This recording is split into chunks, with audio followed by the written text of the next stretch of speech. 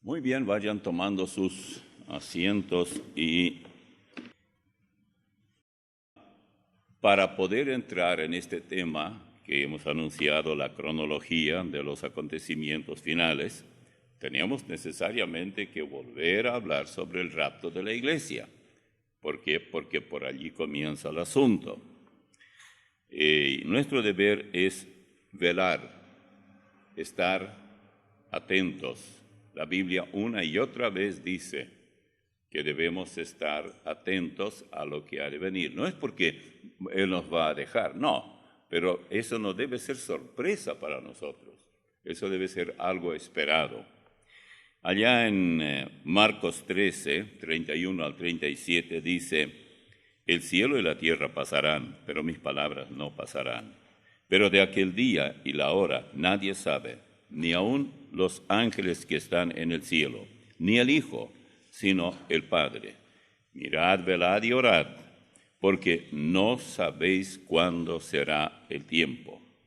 Es como el ladrón es como el hombre que, yéndose lejos, dejó su casa y dio autoridad a sus siervos y a cada uno su obra, y al portero mandó que velase. Velad pues, porque no sabéis cuándo vendrá el Señor de la casa, si al anochecer, o a la medianoche, o al canto del gallo, o a la mañana, para que cuando venga de repente no os halle durmiendo. Y lo que a vosotros digo, a todos lo digo, velad. Bueno, nosotros vinimos aquí al planeta mucho más tarde de aquellos a quienes Él habló, pero para todos es estar en una actitud de vigilancia. La Biblia habla de esta doctrina usando la palabra arrebatados.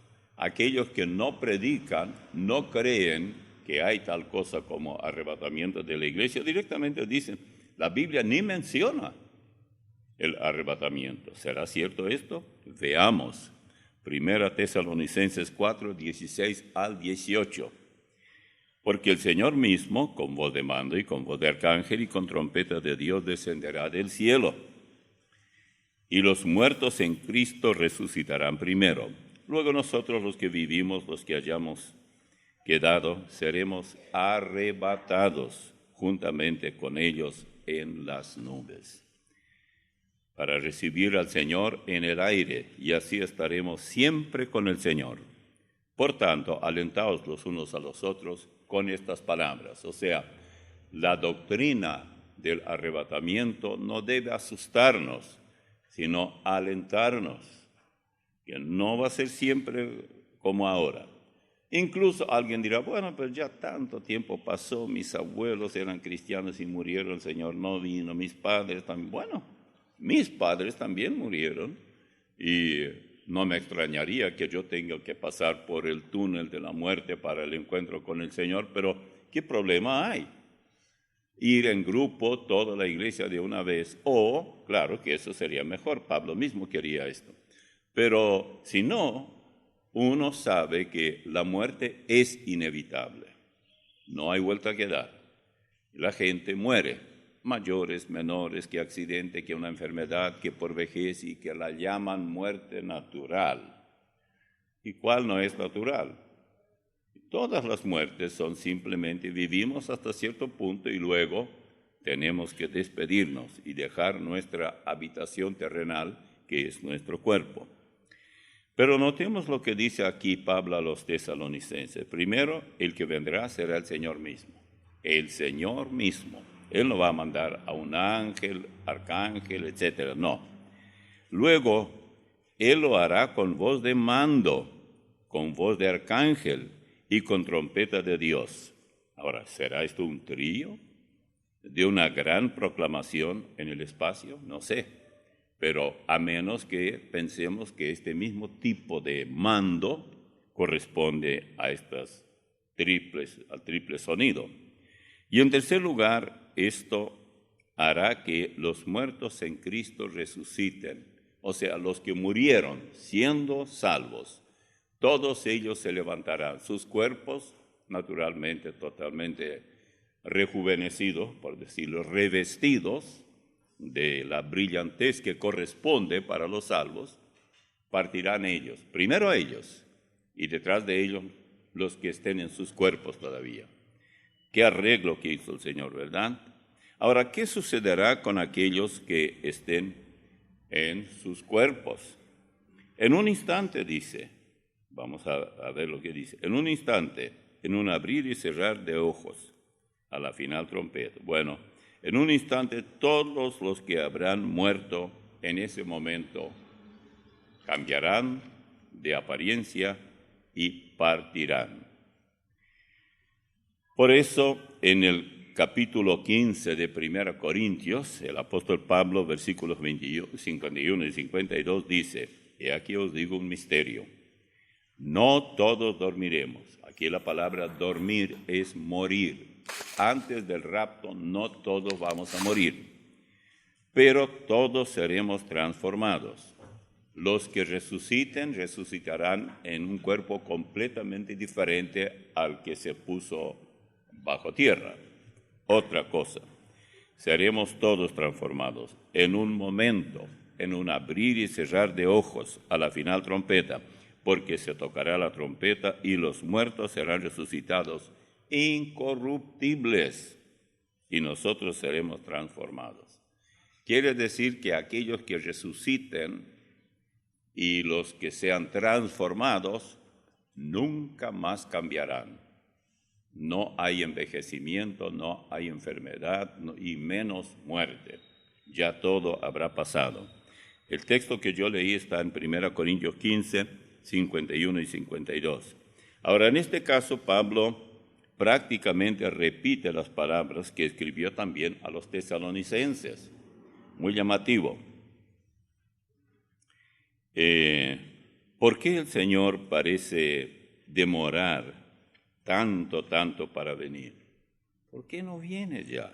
Bueno, su tardanza es solo aparente, pero Él sigue su propio calendario. Él marcó la fecha, Él marcó el momento, Él marcó la hora. No va a ser la misma hora en todo el mundo, porque va a ser algo simultáneo, y la diferencia en horario es muy grande entre una parte del planeta y otra. La Biblia dice que nuestros 1000 años no son lo mismo para Él. Para Él es un día. Por ejemplo, en 2 Pedro 3:9 dice, el Señor no retarda su promesa, según algunos tienen por tardanza, sino que es paciente para con nosotros, no queriendo que ninguno perezca, sino que todos procedan al arrepentimiento. Así que, ¿cuál es la razón por qué Él pareciera que está demorando tanto? Él no quiere que una sola persona se pierda. Por supuesto que no sucederá eso. La gran mayoría se perderá. No obstante, no es eso lo que Él quiere. Y Él hace lo que está de su parte. Ahora escuchen. Él dijo que virtualmente sería al tercer día, porque al tercer día su cuerpo se levantó también de la tumba. Si un año de Dios son 1000, un día son 1000 años para nosotros, entonces hemos entrado ahora en el tercer día de Dios. Pero si usted toma la genealogía de Génesis y ve cuánto vivió la gente. Por ejemplo, en el caso de Adán, él vivió 930 años. Le faltaron 70 para 1000. Nadie vivió 1000. 969 vivió Matusalén. Yo lo tomo años como la Biblia enseña, o sea, cada año 365 días. Nadie llegó a 1000 años.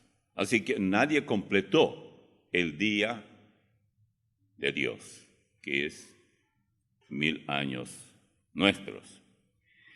Hay un texto muy llamativo, está en Bueno, está en 2 Pedro 3:9. El Señor no retarda su promesa, según algunos la tienen por tardanza, sino que es paciente para con nosotros, no queriendo que ninguno perezca, sino que todos procedan al arrepentimiento. Ahora, haga una referencia a Oseas 3, versículos 4 y 5. Yo lo voy a leer, así que si no quieren buscarlo, no importa, ustedes tienen en su bosquejo. Dice: porque muchos días estarán los hijos de Israel sin rey, sin príncipe, sin sacrificio, sin estatua, sin efod y sin terafines. Después volverán los hijos de Israel y buscarán a Jehová su Dios y a David su rey, y temerán a Jehová su Dios, y a su bondad en el fin de los días. Piense por un momento, ¿qué es lo que se nos dice aquí? Que los judíos estarían lejos de su tierra por mucho tiempo, no tendrían nada de lo espiritual, los hijos de Israel.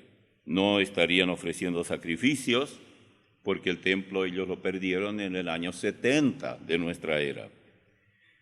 No tendrían estatua ninguna, porque como no son abiertamente idólatras, no lo harían, ni ningún otro arreglo que formaba parte del templo de Jerusalén.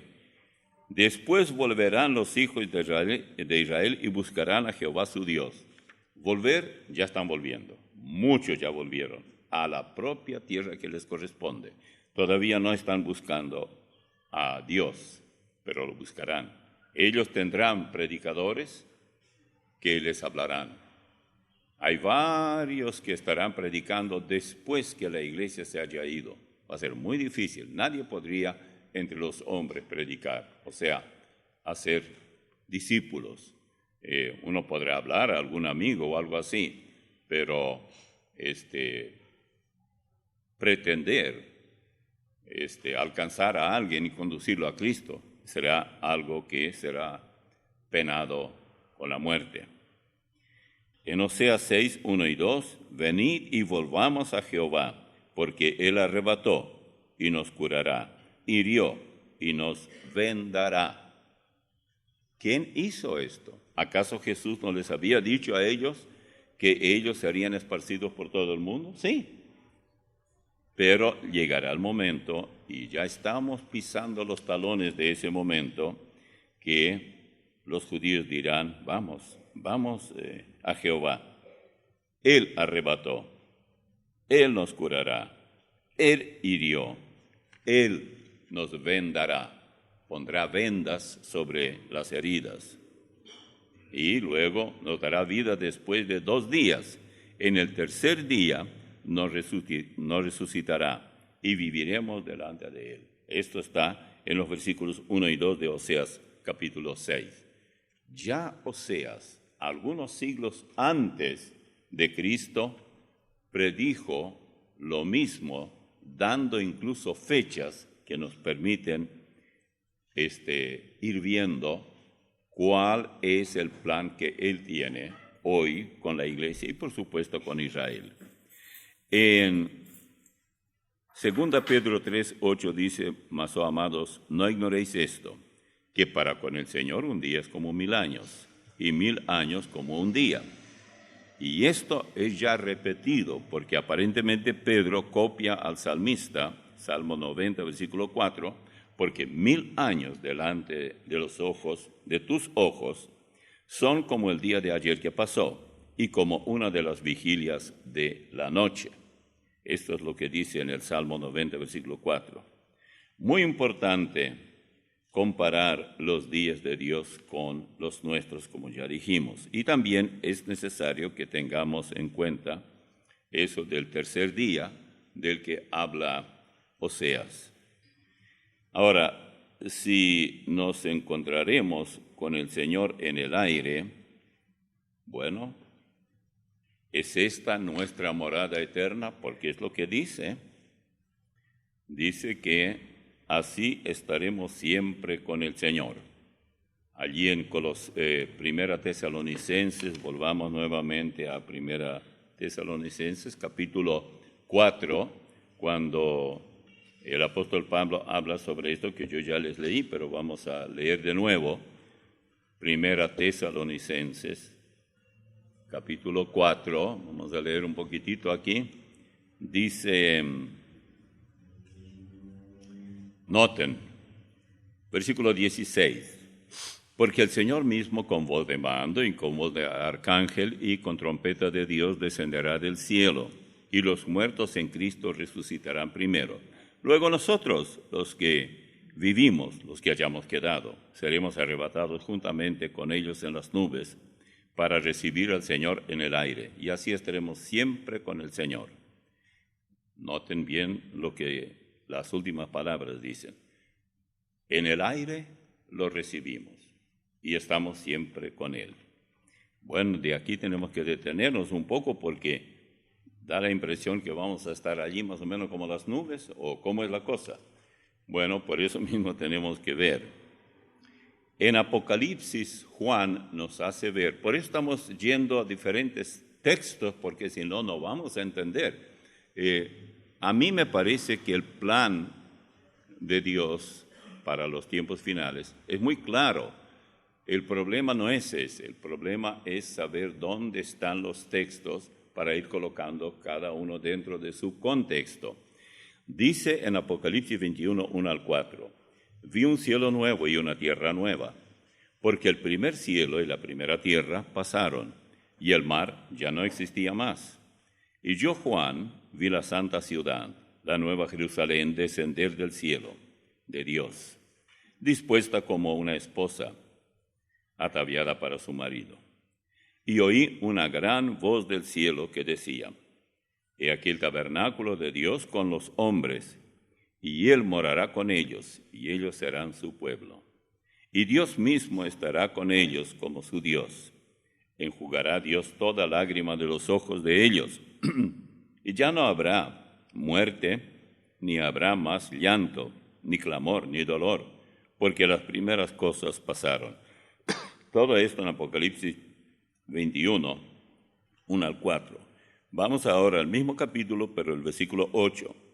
Pero los cobardes e incrédulos, los abominables y homicidas, los fornicarios y hechiceros, los idólatras y todos los mentirosos tendrán su parte en el lago que arde con fuego y azufre, que es la muerte segunda. Esto es para los no salvos. No habrá un solo cobarde entre los salvos. No habrá un solo incrédulo. No habrá un solo abominable. No habrá un solo homicida. No habrá un solo fornicario. No habrá un solo hechicero. No habrá un solo idólatra. Todo esto hay que resolver cuanto antes con el Señor, porque ya no habrá tiempo allí para ir resolviendo estos problemas. Pero, ¿a dónde irán a parar todos estos? Es la pregunta que hicimos un poco antes. Estos, además de los mentirosos, tendrán su parte en el lago que arde con fuego y azufre. Todos aquellos que están dentro de ese grupo, el versículo 8, claro está, ya tienen también su lugar preparado. Habrá lugar para todos los salvos en la gran ciudad que se menciona, o va a ser tan chiquito el lugar que no vamos a estar apretujados y no vamos a poder movernos fácilmente. Bueno, veamos ahora el largo, el ancho y el alto de la ciudad. Apocalipsis 21, 16. La ciudad se halla establecida en cuadro, y su longitud es igual a su anchura. Y él midió la ciudad con la caña, 12,000 estadios. La longitud, la altura y la anchura de ella son iguales. Si usted este mismo texto quiere leerlo en una traducción sencilla, que nosotros entendamos en cuanto a su sistema métrico, Dice, la ciudad era completamente cuadrada, su largo era igual a su ancho. Para ser exacto, geométricamente era un cubo, porque su alto era exactamente igual al largo y al ancho, 2.200 kilómetros por cada lado, ancho, alto y largo. Uno no puede menos que preguntarse, con razón que Jesús dijo allá en Juan capítulo 14, voy pues a preparar lugar para vosotros, y si os preparare el lugar, vendré otra vez y os tomaré a mí mismo, para que donde yo estoy, vosotros también estéis. Humanamente hablando, si alguien pregunta, ¿y por qué el Señor no viene todavía? Paciencia, está preparando lugar. ¿Que es tan grande el lugar? Bueno, es una ciudad. Pero ¿cuán grande es esa ciudad? ¿Como Asunción? No. Tiene 1.200 kilómetros por cada lado, largo, ancho y alto. Allá, así va a ser la ciudad, y es lo que dice la Biblia. ¿Y usted lo cree? Sí. ¿Por qué voy a predicar algo que ni yo creo? Por supuesto que esta es la verdad. Dios con los hombres, y Él morará, dice, con ellos. Y ellos serán su pueblo, Apocalipsis 21, 3 al 5. Y Dios mismo estará con ellos como su Dios. Enjugará Dios toda lágrima de los ojos de ellos. Algunos dicen, pero allí ya nadie va a estar llorando. Muchos de nosotros tal vez lleguemos a ese lugar con lágrimas. Hay mucho motivo de lágrimas. Algunos lloran de gozo y con más razón llorarán allí. Otros de tristeza, otros de angustia, de recuerdos horribles, amargos. Hay que llegar hasta ese lugar para que Él quite toda lágrima de los ojos de los suyos. Y ya no habrá más muerte, ni habrá más llanto, ni clamor, ni dolor, porque las primeras cosas pasaron. Y el que estaba sentado en el trono dijo, he aquí yo hago nuevas todas las cosas. Y me dijo, escribe, porque estas palabras son fieles y verdaderas. Todo eso en Apocalipsis 21, 3 al 5. Y es probable que esta sea la oportunidad cuando el Señor estará recompensando a cada uno de los cristianos, de sus hijos, y no solamente a nosotros, sino también los del Antiguo Testamento, digamos mejor, a cada uno de los salvos, con lo que corresponda a cada uno. Él sabrá qué darnos. Algunos piensan que los que mejor partido tendrán serán aquellos que trabajan mucho y todo eso.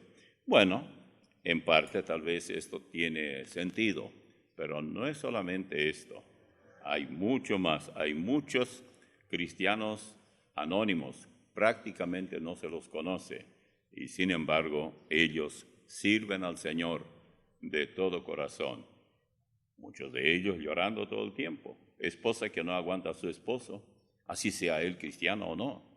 Hay esposos cristianos inaguantables, torturadores, tal vez no usando el cinto o algún chicote por ahí, pero con palabras que duelen mucho más que el cintazo y el rebenque. ¿Saben qué es rebenque? Se usa para el caballo. ¡Pah, pah! No es el rebenque. Como yo montaba a caballo tenía que tener porque algunos eran muy perezosos. ¿Hay muchachos rebeldes también? Sí, también muchachos, sí. Oh, sí, desde luego. Está defendiendo a los muchachos. Dice que hay muchachos rebeldes también. Y claro que sí. Escuchen esto. En 2 Corintios 5:10 dice, porque es necesario que todos nosotros comparezcamos ante el tribunal de Cristo para que cada uno reciba según lo que haya hecho mientras estaba en el cuerpo, sea bueno o sea malo. Noten bien la forma como esto está redactado. Es necesario, es inevitable. Usted no puede decir, bueno, yo no tengo necesariamente interés de estar allí. Bueno, el problema es que es absolutamente obligatorio Usted tiene que estar presente, usted va a estar presente. Tal vez feliz y contento de lo que reciba, que nunca había soñado, o tal vez avergonzado, entristecido por lo que había vivido aquí. Es ahora el momento para servirle, porque después ya vamos a estar allí sin necesidad de buscar pecadores para conducirlos al Salvador. Veamos esta comparecencia, digamos, ante el tribunal de Cristo. Nada tiene que ver con el gran trono blanco, es otra cosa. Comenzamos con el rapto, estos capítulos que estamos tocando, y terminaremos, Dios mediante, si el Señor no viene antes, con el capítulo 21 o 20 de Apocalipsis en el gran trono blanco. Ahí en el trono blanco estará sentado nuestro Señor, pero ya habrán pasado el milenio y demás. Bien, vamos a leer en Apocalipsis 20, 11 al 15. Y vi un gran trono blanco, y el que estaba sentado en él, de delante del cual huyeron la tierra y el cielo, y ningún lugar se encontró para ellos. Y vi a los muertos, grandes y pequeños, de pie ante Dios, y los libros fueron abiertos, y otro libro fue abierto, el cual es el libro de la vida, y fueron juzgados los muertos por las cosas que estaban escritas en los libros, según sus obras. Y el mar entregó los muertos que había en él, y la muerte y el Hades entregaron los muertos que había en ellos, y fueron juzgados cada uno según sus obras. Y la muerte y el Hades fueron lanzados al lago de fuego. Esta es la muerte segunda, y el que no se halló inscrito en el libro de la vida fue lanzado al lago de fuego. El Señor nunca borra a nadie del libro de la vida, excepto cuando pensamos o entendemos que para Él todos estamos en el libro de la vida. O sea, Él es vida. Él dio vida al hombre. El primer hombre, Adán, le sopló vida.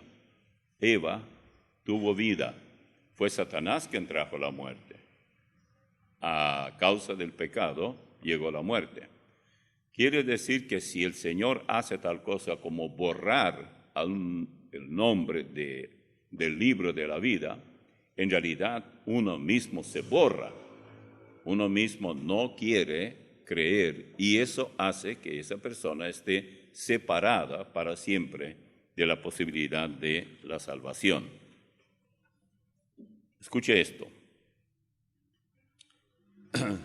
Vamos a estar nosotros allá en el gran trono blanco con Él. No solamente vamos a estar ocupados. En 1 Corintios 6, 2 y 3, 1 Corintios 6, 2 y 3 dice: ¿O no sabéis que los santos han de juzgar al mundo? Y si el mundo ha de ser juzgado por vosotros, ¿sois indignos de juzgar cosas muy pequeñas? ¿O no sabéis que hemos de juzgar a los ángeles? ¿Cuánto más las cosas de esta vida? ¿Qué le parece? ¿Cuánta gente habrá allí para ser juzgada y condenada? Y sin embargo, nosotros vamos a ocupar un lugar de cojueces con el juez de toda la tierra, que será nuestro Señor. Ahora Él es nuestro abogado, tal como dice allá en 1 Juan, cuando dice: amados, estas cosas os escribo para que no pequéis, pero si alguno hubiere pecado, abogado tenemos para con el Padre, a Jesucristo el justo. Él aboga por nosotros. Una gran bendición saber eso. Siempre tenemos que saber que Él es el abogado, siempre disponible, nunca está demasiado ocupado. Usted no tiene que ir a Él a través de una secretaria que le dice: su nombre, por favor. Le voy a volver a llamar si es que el doctor, como acá el abogado le dice doctor, no está demasiado atareado y no tiene otra cita. No, Él aboga por nosotros constantemente. Vean ustedes en la primera carta de Juan y veremos que es algo que debemos recordar siempre. en el capítulo 1, dice en el versículo 8, si decimos que no tenemos pecado, nos engañamos a nosotros mismos, y la verdad no está en nosotros. Si confesamos nuestros pecados, Él es fiel y justo para perdonar nuestros pecados y limpiarnos de toda maldad. Si decimos que no hemos pecado, le hacemos a Él mentiroso, y su palabra no está en nosotros. Y luego, hijitos míos, estas cosas os escribo para que no pequéis. Versículo 1 del 2. Y si alguno hubiere pecado, abogado tenemos para con el Padre, a Jesucristo el justo. Y luego dice, Él es, Jesucristo, la propiciación por nuestros pecados. Y no solamente por los nuestros, sino también por el de todos, por los de todo el mundo. Es decir, Él es propicio para con nosotros. En otras palabras, nosotros no nos salimos por nuestra cuenta del asunto de ser juzgados y condenados. Hay que entender lo siguiente. Dios, entre sus atributos, es justo. O sea, si Él aplica la justicia o aplicara la justicia, nadie sería salvo. Pero Él tampoco puede negarse y decir, bueno, esos mis criaturas, la descendencia de Adán, se ha alejado tanto, me da mucha pena, así que no los voy a castigar, al cielo todos. Y ahí hay gente que predica ahora eso, se llama la enseñanza de la redención universal. Todos son salvos, solo por ser humanos. Recuerdo que en Argentina hace algún tiempo uno decía, ¿usted es cristiano? ¿Y qué cree? ¿Soy judío o perro? Si uno no es ni perro ni judío, lo único que queda es cristiano en tercer lugar.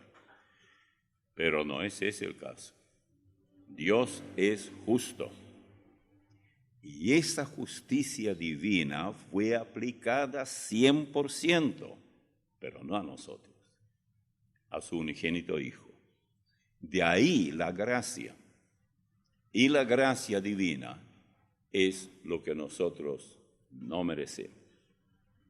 Porque lo que sí merecemos es la justicia. Y si vamos a aplicar la justicia, crucifixión para cada uno por causa de sus pecados. Por eso, hoy, al creer en Cristo, recibirlo por Salvador, tenemos completo perdón, porque Él pagó todo. ¿Recuerdan el caso de esa parábola que el Señor relató a uno de esos que se creía muy bueno y dijo que un acreedor tenía 2 deudores? Uno debía 500 denarios y el otro le debía 50. Pero, viendo que ninguno de los dos podía pagar, perdonó a ambos. Y al de 50 y al de 500. ¿Cuál de ellos crees tú le amará más a ese acreedor? Pues imagino que aquel al que perdonó más. Bien, es correcto. ¿Cuántos de nosotros hemos tal vez vivido en el, ¿cómo diríamos?, pantano del pecado por años? De repente, de alguna manera el Señor nos rescató de allí, alguien nos habló de Cristo y nos levantó y vivimos una nueva vida. ¿Se dieron cuenta ustedes que hay personas extremadamente consagradas y otras no? Entonces, ¿a qué se debe que hay gente muy consagrada, cristianos, pueden estar en la misma iglesia, escuchar los mismos mensajes, y otros no? Porque no se sienten culpables delante de Dios de todo lo que han sido perdonados, la cuenta tan alta que Él les pagó. Cualquier persona, podemos poner hoy, por ejemplo, usted tiene una enorme cuenta que pagar en el banco para terminar de pagar su casa, pero ya le están reclamando que se van a incautar de su propiedad, le van a embargar, y usted y su familia quedarán en la calle. Pero viene alguien que se entera Y había una vez un señor. La única razón que compraba el diario era para ver quién estaba muy necesitado, en extrema necesidad. Y cuando encontraba a alguien que estaba desesperadamente en aprieto, iba, veía el asunto, pagaba la cuenta y ya está. Y por supuesto que la persona cuya cuenta se pagó no tenía forma de expresar su agradecimiento. Bien, el que puede hacer algo por aquel que le pagó, lo hace. ¿Qué es lo que nosotros como cristianos tenemos que hacer en bien de nuestros semejantes? O obedeciendo al Señor. ¿Cuál es la orden que Él dio en Mateo capítulo 28? Vayan por el mundo, prediquen la palabra, hagan discípulos, bauticen a los que llegan a ser discípulos y enséñenles. Ese es el trabajo de todos. Alguien dirá, no, es el trabajo de los obreros, misioneros y pastores. Está bien, en buena parte sí. Ahí está, nosotros tenemos la radio y hay unos cuantos mensajes muy buenos que solemos radiodifundir, predicadores, algunos que yo ni siquiera conozco, pero ellos ofrecen muy buen manjar, digamos, bíblico, y lo propagamos. ¿Quién paga todo eso? ¿Quién paga la energía? ¿Quién paga todos los demás gastos que tenemos? Alguien tiene que hacerlo. Hay gente que no les importa, cristianos, nada de cuánta necesidad hay. Pero todo esto saldrá en la cuenta de 2 Corintios 5:10. Es necesario que todos comparezcamos ante el tribunal de Cristo para que cada uno reciba según lo que haya hecho mientras estaba en la carne. Por ejemplo, alguien de aquí de la Iglesia Bíblica Misionera comparece allá y dice, pero Señor, yo no sabía. ¿Cuánta fue tu colaboración con Radio América? ¿Ayudaste? Bueno, es que nadie me dijo. Bueno, ahora yo digo. Si nadie lo dijo hasta ahora. Es absolutamente necesario despertar a tiempo. Miren, la libertad que tenemos aquí en este país, yo diría la forma como los paraguayos reciben el Evangelio es única. No hay ahora mucho interés en el Evangelio. Se fue nuestro hermano Milciades allá, qué sé yo, San Pedro, no sé dónde, que él mismo llamó Garganta de León, porque los fauces de León, pues muy peligroso ese lugar, con drogas y todo esto, cercana frontera con Brasil, etc. Pero la primera reunión que tuvieron, ya tuvieron 70 entre chicos y mayores. Es un buen grupo. Y él anda ahí solo, dijo, yo hice el pacto con Dios que no me voy a casar. Bueno, mejor que sea así, porque como él está tan metido en la obra, para él lo más importante es continuar trabajando. Eso es es un sacrificio grande. Mucho se sacrifica él para poder hacerlo, pero lo hace. Yo no sé si a la edad de él yo hubiera hecho todo lo que él está haciendo, máxime teniendo en cuenta que es muy alejado de aquí, un tramo muy largo hay que viajar en autobús, no por carreteras pavimentadas, sino caminos polvorientos, etc. Pero lo hace, están los pecadores. Y yo a veces me preguntaba, digo, Milciades, ¿por qué te vas allá tan lejos y todavía hay que ayudar un poco al grupo que él mismo levantó allá en la zona de Encarnación? Pero de todos modos, él igual va, él cree que el Señor le llama, que él tiene que hacerlo. Y hay algunos que sí, que le están ayudando, etc. Y no solo eso, el Señor proveyó un terreno grande, bastante grande, 50 por 30 o algo por el estilo, que es muy grande, para que construyan lo que quieren y todo eso. Y dice, no, hermano, tenemos que poner eso a cuenta de la Iglesia Bíblica Misionera para tener la documentación necesaria y no hacer otra documentación por separada. Bueno, yo digo, es una bendición. Imagínense ustedes si tuviéramos aquí unos cuantos de esos muchachos decididos a hacer el trabajo, capacitado. Él predicó varias veces acá, y no solamente tiene mucho entusiasmo, sino que tiene mucho conocimiento. Tú le preguntas casi por cualquier predicador mau, él sabe por qué está mal, por qué está fuera de foco, y explica. Y para eso uno tiene que documentarse, tiene que leer sus libros, etc., y saber quién es quién. Y hoy en día, ningún predicador, pastor o misionero puede cruzarse de brazos y decir, no, bueno, yo no juzgo a nadie. No, usted no está juzgando. Usted está desobedeciendo al Señor. Hay que señalar con el dedo quién, por nombre, apellido y todo, quién es peligro para la iglesia. Y esto existió ya en la época de Pablo. Él menciona a personas por su nombre. Si nosotros nos descuidamos, vamos a tener el mismo problema. Bien, yo nunca me cansaré de repetir las palabras que tenemos en Efesios capítulo 2. Yo uso mucho esos versículos 8 al 10. Porque por gracia sois salvos por medio de la fe, y esto no de vosotros, pues es don de Dios, no por obras, para que nadie se gloríe. Esos dos versículos, 8 y 9.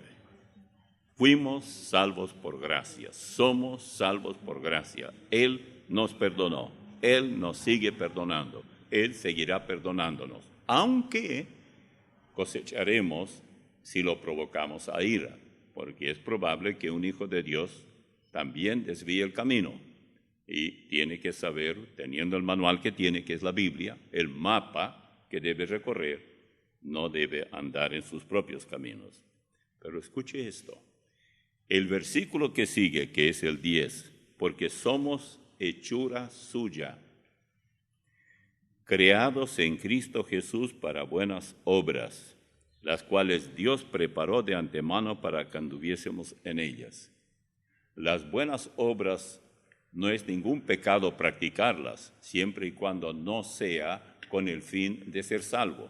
Solamente el salvo puede ofrecer buenas obras aceptables al Señor, porque la salvación ya es una carpeta cerrada. Por gracia sois salvos por medio de la fe. Él escribe a salvos, no a gente que tiene que tratar de salvarse.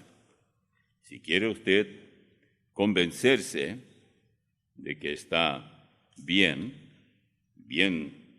por ser salvo, sin obras, bueno, entonces debe decidir ser salvo y no miserable, tratando de ver si hace algo para salvarse.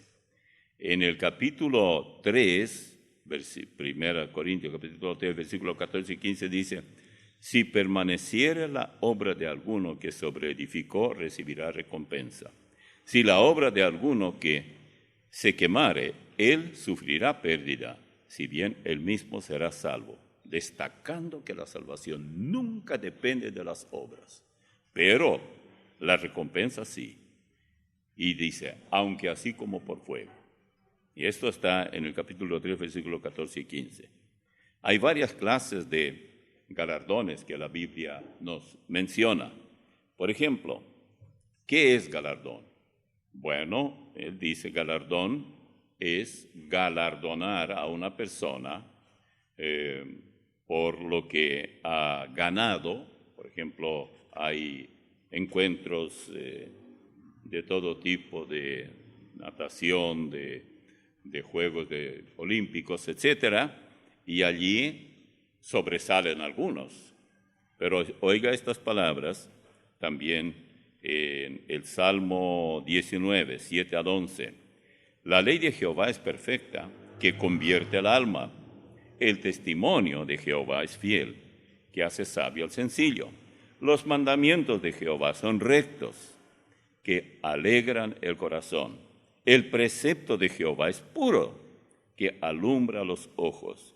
El temor de Jehová es limpio, que permanece para siempre. Los juicios de Jehová son verdad, todos justos. Deseables son más que el oro, y más que mucho oro refinado, y dulces más que miel, y que la que destila del panal. Tu siervo es además amonestado con ellos, en guardarlos hay grande galardón. ¿Guardar qué? Bueno, todo cuanto el Señor quiere que nosotros guardemos una vez que somos salvos. No estamos tratando de guardar esto y aquello tal día de la semana, no comer esto, no hacer esto, no aquello, para ser salvos. Sí, hay muchas cosas que podemos dejar de hacer. Por ejemplo, alguien dice, si yo me tomo una copita de vino una vez por semana o una vez por día o algo así, ¿eso es pecado? La respuesta es muy sencilla. Todo lo que usted hace dudando es pecado. Así sea alimento, sea manera de vestir, sea la lectura que usted tiene, sea lo que mira por televisión o donde fuera, ¿no? Porque hay tanto ahora para jóvenes y mayores y hay muchos muchachos y muchas muchachas que andan todo el tiempo con su aparato de celular y allí pueden ver y pueden escuchar y pueden mensajear y son muchas veces incluso hasta groseros en términos que usan, pero nadie los puede controlar. Hay padres, mamá y papá, que se desesperan por lograr que sus hijos, especialmente en la adolescencia, se eviten vocabulario y amistades peligrosas, pero no pueden lograrlo. ¿Por qué? Porque si la persona misma, sea un joven, sea una señorita, sea una persona mayor, sea un abuelo, no se decide, no toma en serio que ahora ha sido rehecho, somos hechuras suyas para buenas obras. Hay muchas buenas obras, muchísimas. Nadie puede decir, bueno, porque algunos piensan que el único lugar donde servir al Señor es en la iglesia. Ah, no, pero ese pastor habla y habla y habla una hora o más y después solo él habla y solo él sabe. Bueno, qué bueno sería que yo quisiera ser de esos que solo yo sé, pero no es cierto eso. Muchos de ustedes tienen todo. La semana tiene 7 días, solo un día yo estoy acá hablando. El resto, sí hablo por radio, pero ustedes no tienen por qué escucharla. Pero el resto de los días yo no predico a nadie así persona a persona. ¿Por qué? Porque ya no me queda el tiempo. Si alguien se atreve a escuchar la radio, etcétera, se digna hacerlo, magnífico. Pero si no, no. Pero hay pecadores para todos. Hace muchos años allá en San Francisco, una persona que ni siquiera era cristiano, no sé de qué hablaba yo, y él decía, hay pecadores para todos. Y es verdad. Lo que él quería decir, hay pecadores no salvos, que no hay por qué pelear porque en la iglesia se produjo tal cosa, o se dividió, o esto o aquello. Hay para comenzar de nuevo, aún si uno solamente quiere. Escuchen estas palabras. La Biblia habla de galardones. Después de estas cosas vino la palabra de Jehová a Abraham en visión diciendo, no temas, Abraham, yo soy tu escudo, y tu galardón será sobremanera grande. Génesis 15, 1. Y luego, pasando de aquí a Lucas 6, 22 y 23, dice, bienaventurados seréis cuando los hombres os aborrezcan, y cuando os aparten de sí, y os vituperen, y desechen vuestro nombre como malo, por causa del Hijo del Hombre. Gozaos y alegraos, o gozaos en aquel día y alegraos, porque he aquí vuestro galardón es grande en los cielos, porque así hacían sus padres con los profetas. Hasta aquí Lucas 6, 22 y 23. Varias veces se menciona de galardón grande y luego también se menciona completo. Por ejemplo, en el mismo Lucas 6, 35, amad pues a vuestros enemigos y haced bien y prestad, no esperando de ellos nada, y será vuestro galardón grande, y seréis hijos del Altísimo, porque Él es benigno para con los ingratos y los malos. Ahora, hay también, repito, galardón completo. En 2 Juan 8 dice, mirad por vosotros mismos para que no perdáis el fruto de vuestro trabajo, sino que recibáis galardón completo. Ve, galardón o recompensa está ligado directamente con el trabajo. Debe haber fruto de nuestro trabajo. Luego, Apocalipsis 22:12 dice, el Señor nos asegura que cuando venga, vendrá con el galardón en sus manos. Textualmente dice, he aquí yo vengo pronto, y mi galardón conmigo, para recompensar a cada uno según sea su obra. Tiene mucho que ver nuestra conducta, mucho. El domingo, el lunes, el martes y hasta el sábado y otra vez el domingo, con los nuestros, con los vecinos, en el lugar de trabajo, en el aula, si se trata de estudiantes, etc.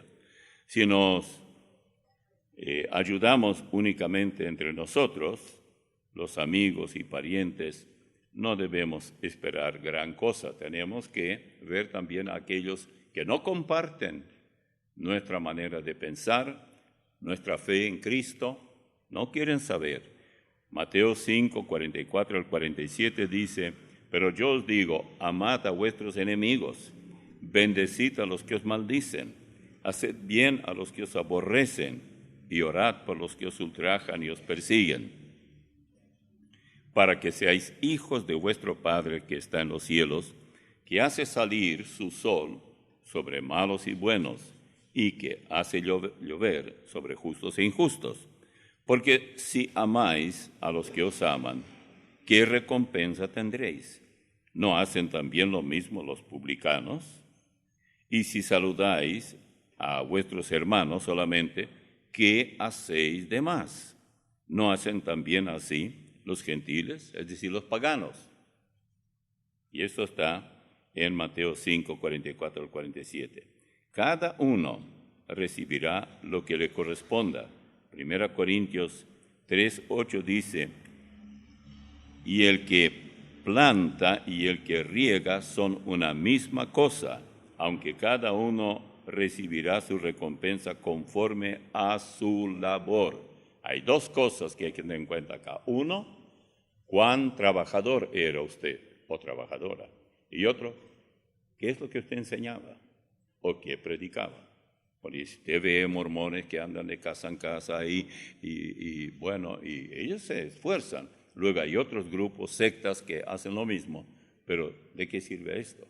Cuanto más de ese trabajo hagan, tanto más daño se están haciendo, si es que alguna vez oyeron el Evangelio y, se entregaron al Señor.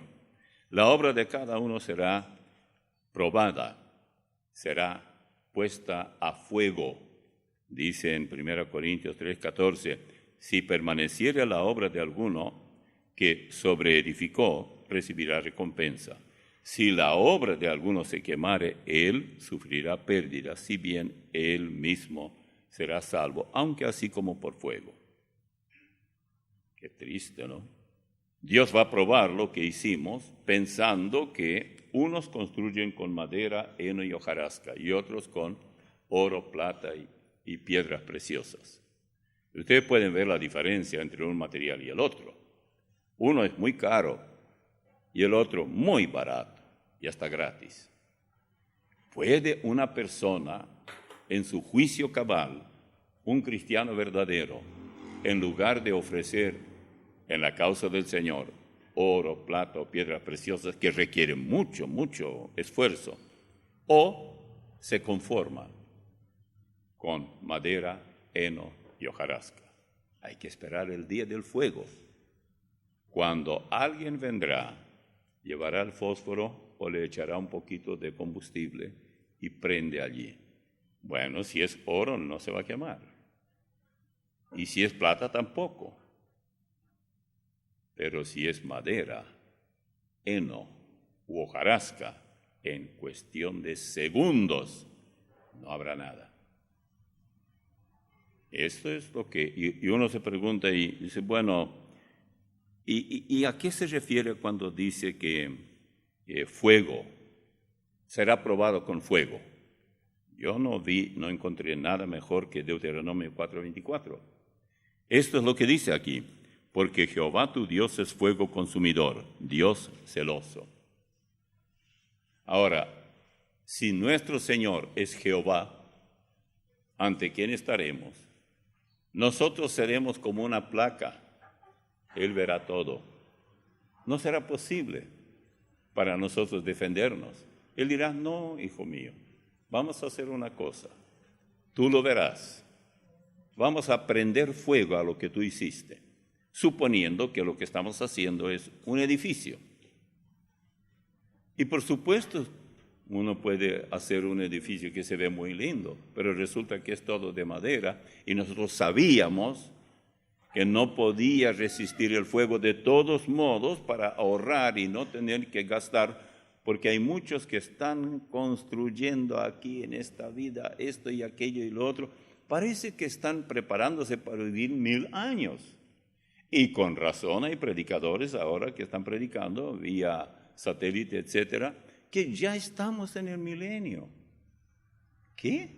Ya estamos disfrutando de toda la paz que la Biblia habla del milenio.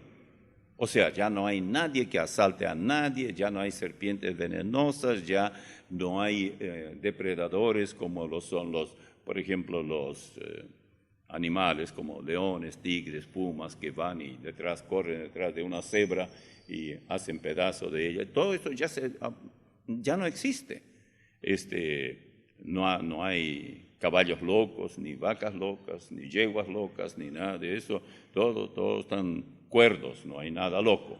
Y bueno, no hay enfermedades, los hospitales cerraron todo porque no hay enfermos, no vienen allí y los médicos no saben ni qué hacer, pues en realidad no hace falta hacer mucho.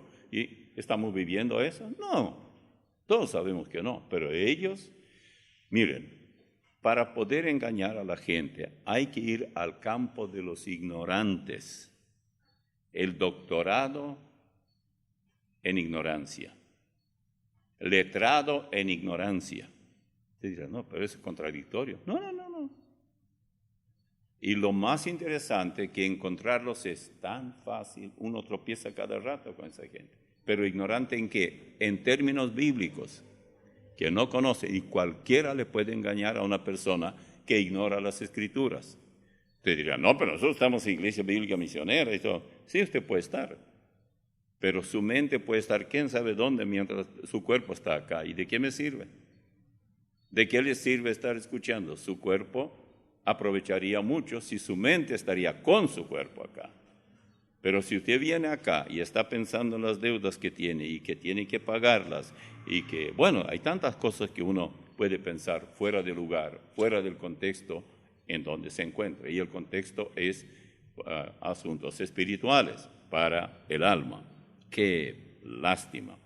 Así que dice la Biblia, por ejemplo, en Hebreos 12, 28 y 29, así que recibiendo nosotros un reino inconmovible, tengamos gratitud y mediante ella sirvamos a Dios, agradándole con temor y reverencia, porque nuestro Dios es, ¿qué dice allí? Fuego consumidor, como si fuera poco. Y ese es el punto. La cuestión galardones y recompensa tiene que ver, digamos, no tanto qué y cómo creemos, aunque esto también importa, sino qué hacemos con nuestra vida mientras estamos aquí, porque esta vida es muy corta. Pregúntenme, que yo me doy cuenta que me parece hace tan poco tiempo que asumí el pastorado y ya van más de 50 años en el pastorado. No puede ser. Y claro, no comencé el pastorado a los 7 años, así que ya debo tener bastante años por ahí también. Escuche esto, Colosenses 3, 23 al 25. Y todo lo que hagáis, hacedlo de corazón, como para el Señor y no para los hombres, sabiendo que del Señor recibiréis la recompensa de la herencia, porque a Cristo el Señor servís. Mas el que hace injusticia recibirá la injusticia que hiciere, porque no hay acepción de personas. Colosenses 3, 23 al 25. Porque a Cristo el Señor servís, eso es lo que dice, hacedlo todo de corazón. Recibirá la justicia o la injusticia que hiciere, mas el que hace injusticia, y es notable las veces que se usa aquí el verbo hacer, todo lo que hagáis, hacedlo de corazón, mas el que hace injusticia, la injusticia que hiciere, son palabras que aparecen en este texto de Colosenses 3, 23 al 25. Ahora, reflexione por un momento. Esta cita ante el tribunal de Cristo es inevitable. Alguien dijo, no, yo allá no quiero ir. Es necesario, y cuando Dios dice que es necesario, Él lo hará que usted lo cumpla, y yo también. Así que allí estaremos. Ninguno de ustedes, espero, podrá culparme que no fui claro en la exposición de la palabra. Mi deber es decir la verdad, y mientras viva, es lo que estaré haciendo. Esta cita, repito, ante el tribunal de Cristo, nadie la podrá evitar. Y cuanto más tiempo hemos sido cristianos, tanto más se espera de nosotros, en conocimiento, en trabajo, en contribuciones, en todo sentido de la palabra. Unos habrán resucitado, otros transformados, pero de cualquier manera allá nos encontraremos todos. De repente veremos a Pablo, a Moisés, a Jeremías, a Oseas, a Jonás y qué sé yo, cuántos más por ahí, y naturalmente los apóstoles, etcétera. Algunos preguntan, ¿y nosotros nos conoceremos allí?